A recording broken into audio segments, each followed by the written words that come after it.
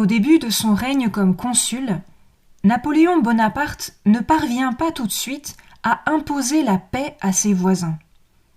En effet, Autrichiens et Anglais continuent de voir en lui un ennemi républicain qu'il faut écarter. Les campagnes militaires se poursuivent donc. À chaque bataille, Napoléon met en jeu sa carrière, sa place de premier consul. S'il gagne, cela montre que son coup d'État était une bonne chose. Mais s'il perd, il risque de tout perdre. Une des batailles célèbres, qui sera une des dernières avant la signature des traités de paix, est la bataille de Marengo. Le 14 juin 1800, Napoléon Bonaparte engage la bataille contre les Autrichiens. L'armée française, submergée par l'armée impériale, bat en retraite. Mais l'arrivée du général Dessec sur le champ de bataille change la donne, et les Français remportent la victoire. Bien que très romancée, très embellie par la suite, la bataille de Marengo reste célèbre par le plat que le cuisinier Dunant prépara à Bonaparte avec les ingrédients dont il disposait.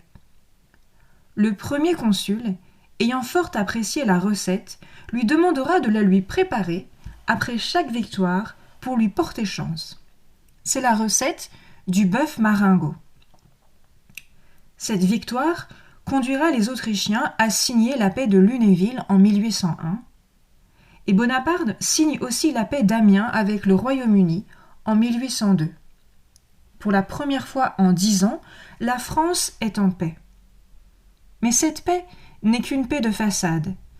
De fortes tensions demeurent entre la France de Bonaparte et les Anglais notamment, et à tout moment la guerre peut se déclarer. Petit à petit, une coalition se forme contre celui qui est maintenant empereur des Français. Les Autrichiens, fâchés de la présence des Français au nord de l'Italie, et les Russes s'allient aux Anglais. En août 1805, Napoléon ordonne à la Grande Armée, c'est ainsi désormais que l'on appelle l'armée de Napoléon, la Grande Armée, Napoléon ordonne à la Grande Armée de se diriger en Bavière, une région du sud de l'Allemagne, alliée des Français, que les Autrichiens ont envahie. La coalition est stupéfaite. Les armées de Napoléon se déplacent à marche forcée et traversent l'Europe avec une incroyable rapidité. Elles remportent la bataille d'Ulm le 20 octobre 1805 contre les Autrichiens. En revanche, le lendemain, la flotte française est battue par l'amiral Nelson à Trafalgar, au sud de l'Espagne.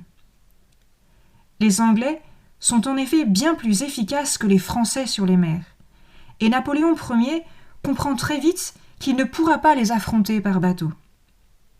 Mais sur terre, l'empereur semble invincible.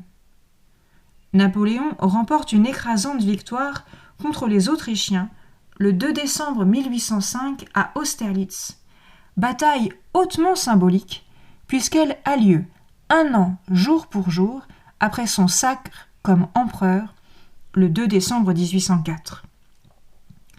L'Autriche s'empresse de signer un traité de paix avec Napoléon Ier qui établira bientôt son frère Joseph comme roi de Naples. Les Anglais et les Russes restent seuls à lutter contre l'empereur. Ils sont bientôt rejoints par les Prussiens. En effet, Napoléon avait décidé de réunir les États allemands en une seule confédération du Rhin sous sa protection.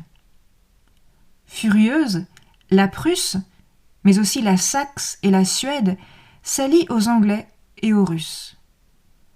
Encore une fois, Napoléon montre sa supériorité militaire en écrasant les armées prussiennes et russes au cours de batailles comme celles d'Eylau, de Iéna et de Friedland, batailles très meurtrières, y compris pour les troupes napoléoniennes. La Prusse et la Russie signent la paix. L'Angleterre, encore une fois, demeure seule face à la France. Puisque le rêve de Napoléon d'envahir l'Angleterre se révèle impossible tant les Anglais sont imbattables sur les mers, il faut donc trouver une autre tactique pour affaiblir ce pays. En novembre 1806, Napoléon ordonne le blocus continental. Il interdit à tous les pays européens du continent de faire du commerce avec le Royaume-Uni. Par là, l'empereur veut affaiblir les Anglais économiquement et les ruiner. Or, pour qu'un blocus fonctionne, il faut que tous acceptent d'en suivre les règles imposées. Mais un pays demeure allié des Anglais et refuse de participer au blocus: le Portugal. Napoléon obtient donc du roi d'Espagne l'autorisation de traverser son pays pour aller punir ceux qui refusent de se plier à sa politique de blocus. L'Espagne connaît à cette époque beaucoup de troubles. Napoléon se propose pour être médiateur, c'est-à-dire pour aider la couronne d'Espagne à résoudre ses problèmes.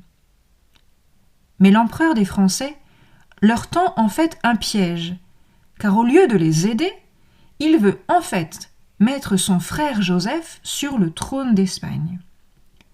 Cette décision est le début de la chute de Napoléon. L'annonce de l'arrivée de Joseph Bonaparte comme roi d'Espagne déclenche une violente révolte. Napoléon doit imposer son frère par la force, mais une guerre d'embuscade de 5 ans éclate avec le soutien des Anglais.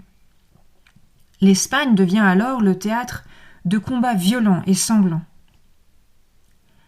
Ravis de voir l'empire de Napoléon ébranlé, les Autrichiens remettent leurs armées en ordre et passent à l'attaque.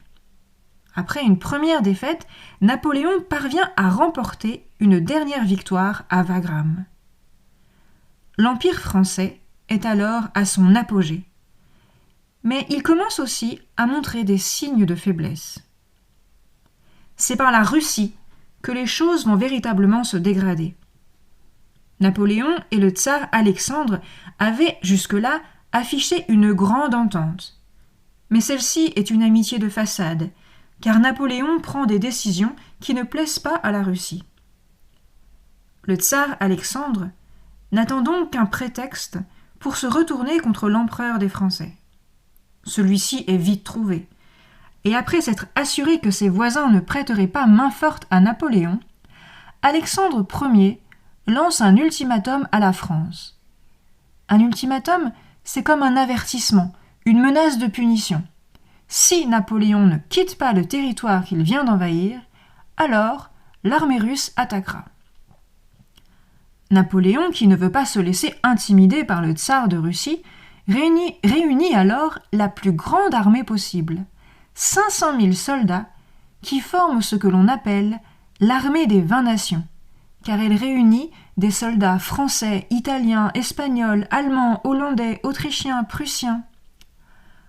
Le tsar russe, bien conscient de son infériorité numérique, choisit de refuser la bataille à l'armée de Napoléon, qui est alors forcée de s'avancer toujours plus profondément en Russie. Les Russes livrent finalement bataille près de Moscou. Les Français finissent par l'emporter, mais les Russes brûlent la ville de Moscou pour ne laisser que des cendres aux soldats français qui commencent à gronder. Entre-temps, c'est l'hiver russe qui s'est installé. Napoléon parvient à franchir péniblement le fleuve la Bérésina. Maigre victoire qui va donner lieu à de très nombreuses désertions. Sur les 500 000 soldats du départ, seuls 20 000 reviennent. Les autres sont morts, emprisonnés ou se sont enfuis. À partir de là, Napoléon s'efforce de maintenir son pouvoir. Mais tous ses alliés profitent des premiers signes de faiblesse pour rompre leurs promesses et former des coalitions contre lui. L'empereur des Français refuse toutes les propositions de paix qui lui sont faites, car elles ne sont pas assez satisfaisantes pour lui, et parce qu'il est sûr qu'il parviendra à triompher de tous ses ennemis. En France, son pouvoir aussi est fragilisé. Pendant la campagne de Russie, un général français, le général Mallet, avait même annoncé la mort de l'empereur et récupéré la quasi-totalité de ses pouvoirs pendant au moins une journée. À tout moment, son pouvoir peut s'écrouler. La menace est de plus en plus réelle lorsque les coalisés lancent contre lui la campagne de France. Napoléon continue à mener bataille et à manifester son génie stratégique. Mais les coalisés finissent par marcher sur Paris après avoir intercepté un message de Napoléon dévoilant son plan d'attaque. Le 6 avril 1814, Napoléon, réfugié à Fontainebleau, abdique sans condition. Il fait ses adieux à ses fidèles et part sur l'île d'Elbe, dont les coalisés lui offrent la couronne. C'est le frère du roi Louis XVI, le comte de Provence, qui monte alors sur le trône de France, sous le nom de Louis XVIII.